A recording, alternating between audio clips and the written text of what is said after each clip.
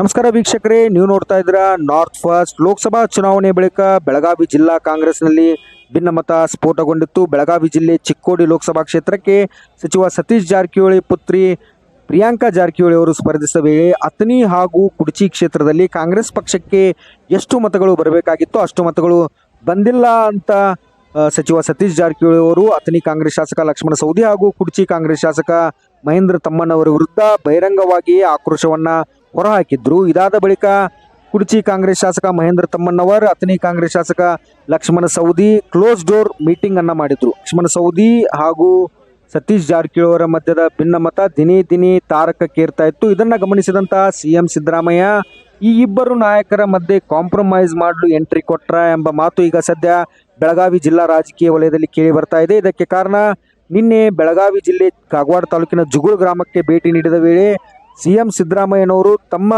ಕಾರಿನಲ್ಲಿಯೇ ಲಕ್ಷ್ಮಣ ಸವದಿ ಹಾಗೂ ಸತೀಶ್ ಜಾರಕಿಹೊಳಿ ಅವರನ್ನ ಕೂರಿಸಿಕೊಂಡು ಪ್ರಯಾಣ ಬೆಳೆಸಿರುವಂಥದ್ದು. ಪ್ರವಾಹ ಪೀಡಿತ ಪ್ರದೇಶಗಳಿಗೆ ಭೇಟಿ ನೀಡಿದ ಬಳಿಕ ಒಂದೇ ಕಾರಿನಲ್ಲಿ ಇಬ್ಬರು ನಾಯಕರನ್ನ ಕೂರಿಸಿಕೊಂಡು ಸಿಎಂ ಸಿದ್ದರಾಮಯ್ಯನವರು ತೆರಳಿರುವಂಥದ್ದು. ಹೀಗಾಗಿ ಏನು ಇಬ್ಬರು ನಾಯಕರ ಮಧ್ಯದ ಭಿನ್ನಮತವನ್ನು ಶಮನ ಮಾಡಲು ಸಿಎಂ ಸಿದ್ದರಾಮಯ್ಯನವರು ಎಂಟ್ರಿ ಕೊಟ್ರ, ಇಬ್ಬರು ನಾಯಕರ ಮಧ್ಯೆ ಸಿಎಂ ಸಿದ್ದರಾಮಯ್ಯ ಕಾಂಪ್ರಮೈಸ್ ಮಾಡಿಸಿದ್ರಾ ಎಂಬ ಚರ್ಚೆ ಶುರುವಾಗಿರುವಂಥದ್ದು.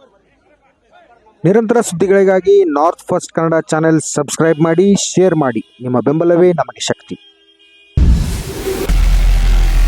ನಾರ್ತ್ ಫಸ್ಟ್, ಉತ್ತರ ಕರ್ನಾಟಕದ ಆವಾಜ್.